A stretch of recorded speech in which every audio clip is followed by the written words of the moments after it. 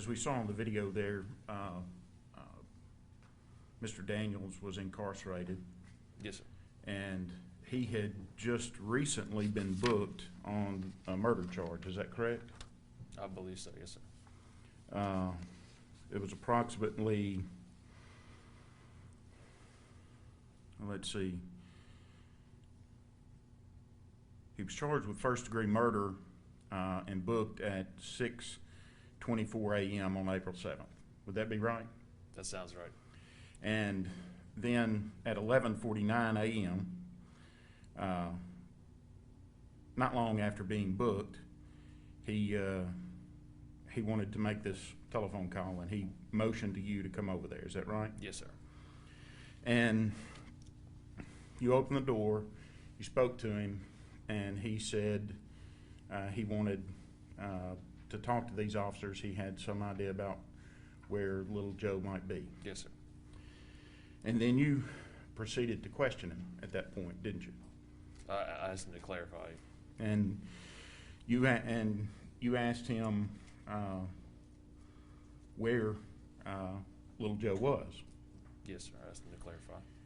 And he told you, he gave you some idea. He said there might be different places. Yes, sir. He wasn't sure exactly where he was going to be taking them to.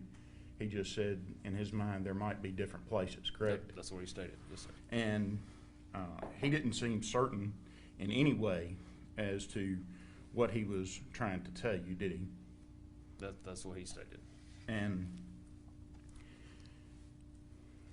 he said, and you asked him, where exactly is little Joe? I'm paraphrasing.